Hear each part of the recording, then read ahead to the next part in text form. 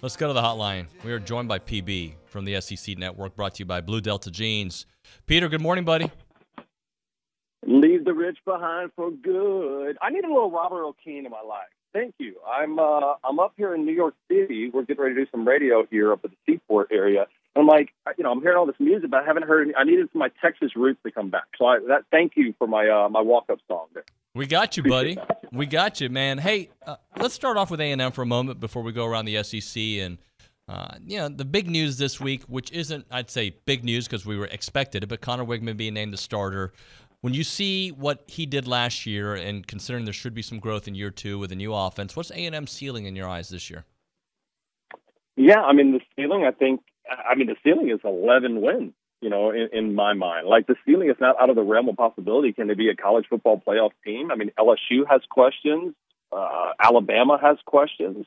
And so, you can almost sit there, like, I absolutely can look at a situation where you have Texas A&M losing to Bama or losing to LSU, one of those two, but, running the table and only having one loss and not making it to Atlanta, but be on the outside looking in and still have an opportunity to be in the college football playoff. Now, that's the ceiling, right? I don't think they're an undefeated team, but can they beat LSU? Possibly. Can they beat Alabama? We've already seen that happen even with inferior teams. So, if you win one of those and you remain undefeated the rest of the way, you may not make it to Atlanta, which could be a blessing in disguise. I know it didn't help them in 2020, but it could be a blessing in disguise that you could be a 11-1 A&M squad, not have to face likely Georgia in the SEC championship game, and then boom, you're college football playoff, which you thought you'd already have a long time ago with Jimbo Fisher.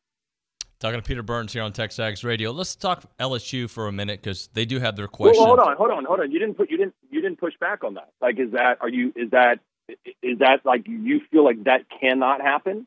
Like no, where is your boots on the ground? Like, what are you feeling right now?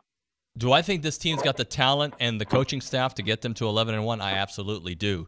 There's another thing to believe it, and I hate saying that out loud because I the 5-7 season is the back of my mind. Even though I know that they've made the right changes for this team, for this culture, and for the offensive philosophy, I'm going to believe it a lot more here over the next month. Right when they go to Miami, when I see this team score 50 on New Mexico, if that's the case, then I'm going to feel a lot more confident moving in that direction. I do feel that is their ceiling. And by the way, I say get into the college football playoffs. I don't care what the situation is. Let's break that ceiling, right? Let's get there and see where we go. There's no pushback. I tend to think that because life in the SEC is so hard, why not A&M? Because there's a lot of questions out there. But why not somebody else too, right? Because it is wide open in the West. Yeah, I probably look at this as much question marks in the SEC, maybe outside of Georgia, than in a long, long time. And this might be as competitive. I think State's good. I think Ole Miss is good. Hell, Arkansas and Fayetteville, you've got the best probably dynamic duo in all of college football in KJ Jefferson and Rocket Sanders. So, they're going to be a problem to have to deal with. So, this is a situation in which in a 4-team playoff, you almost have to be flawless, but I'm so excited about upcoming year in 2024 because then there's levels that you can grow, right? Like in college basketball right now, you could be a okay team and then all right, we're building towards making the tournament. Then it's making the Sweet 16. In college football, it's pretty much, did you make the college football playoff or you didn't? Like, it's pass or fail, and the Aggies have frankly failed ever since the inception of it. Talking to Peter Burns here on TexAgs Radio. So do you think LSU, with some of the questions that they have, and I think mostly on in the secondary, right? But from an offensive perspective, do they limit how much they let Jaden Daniels run, especially since they feel so good about Logan Diggs and what he can do? Do you see them limiting his time to run, even though that's really where he shined? Yeah, no. I think you have to. I think that was the deal that we saw with LSU last year, is that once Denbrock looked at this offense and knew what he had with Jaden, he says, go do that. Like, I wish they would have figured that game plan out against FSU in the opener, right? But they didn't know that until a little bit later. Plus, you got to realize that just like you guys have Max Johnson as a backup quarterback, having Garrett Nussmeier is pretty damn good for LSU. So it's not like a situation like, hey, man, if Jaden goes down, we're hosed. Walker Howard left and we don't have another quarterback. there's LSU fans that think that what they saw from Nussmeier after Jaden got injured a little bit last year was like, hey, man, this guy is equally as good. I mean, I would put LSU's quarterback situation outside of maybe Caleb Williams at USC, maybe the best in the country, because I think you have two legitimate SEC QB1s on that roster. And honestly, I think you could say that about A&M right now. I would much rather A&M's quarterback situation than Alabama's quarterback situation. I mean, that's a no-brainer. All right, so let's play out both scenarios this weekend. LSU wins, LSU loses. Florida State wins, Florida State loses. Like, what does it mean for the rest of the season after what happens this weekend?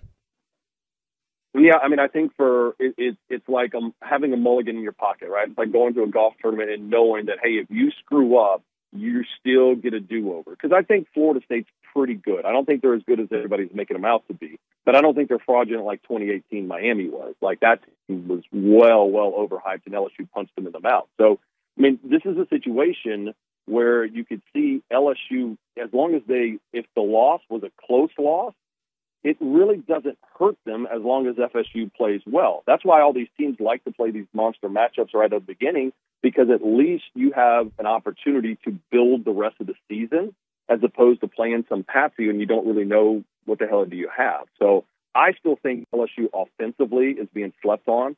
The wide receiver room is great. We just saw the news that John Emery's not going to play, but the running back situation is still going to be good. Their offensive line is great.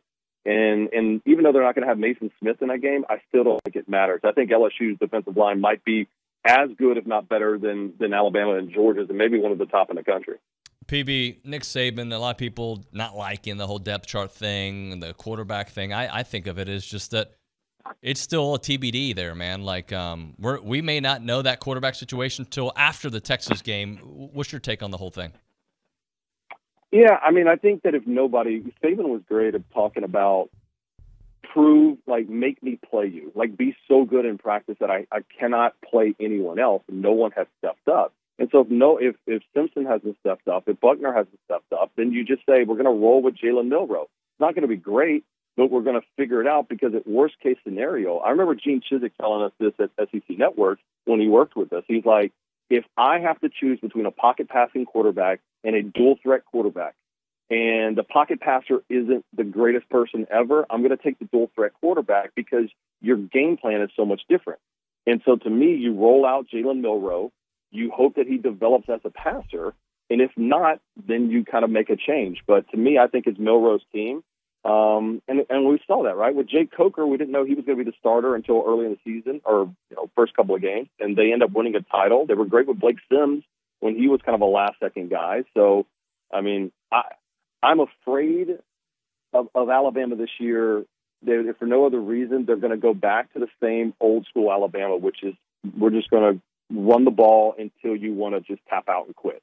And that's when Alabama was great, because then they played complementary football, and I don't think they played complementary football the last couple of seasons. Talking to Peter Burns here, TexAgs Radio. All right, this Florida game I'm interested in because of how big of a year I think it could be for Billy Napier. Cam Rising's TBD. How does that change that whole matchup right there, considering what Florida is going to go up against the rest of the year and how good of a quarterback Cam Rising is? Dude, it's huge, man. Cam Rising, I can't imagine he's going to play. I talked to some people in Utah earlier this week that said he was not even medically cleared for contact. And if that's the case, then there's no way. I'm sitting here with Harry Douglas right now, and he's telling me, oh, yeah. Okay, so you see, he says this is the kind of update you get here. Harry Douglas is right here in the green room with us, and he says he talked literally to Kyle Whittingham. Like, that's knowing the source, and it sounded like he wasn't going to play. And here's the deal. Their backup quarterback is coming off a knee injury as well, too. So this is a situation for Florida to go steal one out there in Utah. Can they do it? Dude, I don't know. Like, I want to believe that Graham Mertz can be like a game manager, but I also look at the 28 interceptions that he's thrown and wonder, like, how much am I going to trust it? I don't. I think they're going to struggle to make a bowl this season, and that's just crazy to think of Florida football where it's at right now. Is Quinshon Judkins the best running back in college football? I think he had a quote about it yesterday. Dude was phenomenal last year, so I understand the confidence. But where do you have him? Yeah, I mean, I don't know where you see. I mean, Rocket Sanders is pretty good over there in Fayetteville. Of course, we talked about him, but Quinshawn is just the thing about Quinshawn. He was so quick and just twitchy last year, and then he's put on like about 15 pounds. And one of the things that he's working on, which a lot of college coaches are having their running backs do because they see the situation of NFL running backs not getting paid, which is telling him to catch the ball out of the backfield. And like that's the missing element in Quinshawn's game. And if they figure that out, there's a chance that he could be over in New York City as a Heisman finalist. I don't think he could win it because I don't think voters will vote for a running back because it's always been a quarterback-driven thing for the most part, and B, I don't think Ole Miss is going to win enough games this season to cut through enough to where voters would vote for Quinshawn. PB, I haven't kept up with ACC this morning. I don't know where they are with things, but let's just say they do end up expanding.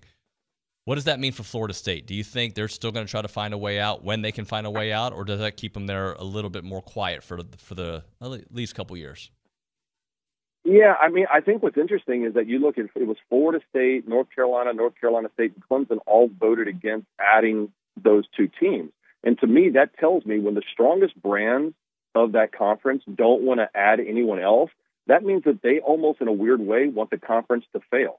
Like they want it to dissolve so they could go to the SEC or they could go to the Big Ten. That's the collision course we're on for college football, is having two major conferences, and kind of like how we have in the NFL, the NFC and AFC. So I think Florida State was rattling the saber a little bit, hoping that the Big Ten would try to move into the Southeast footprint. And when that didn't happen, then they're just like, well, we're just stuck with this television deal for for the next 15 years. So, again, it's crazy times, man. But they're the ones who signed the deal, and not us. So that is Peter Burns, SEC Network, brought to you by Blue Delta Jeans. Appreciate you, Peter. Enjoy New York, buddy.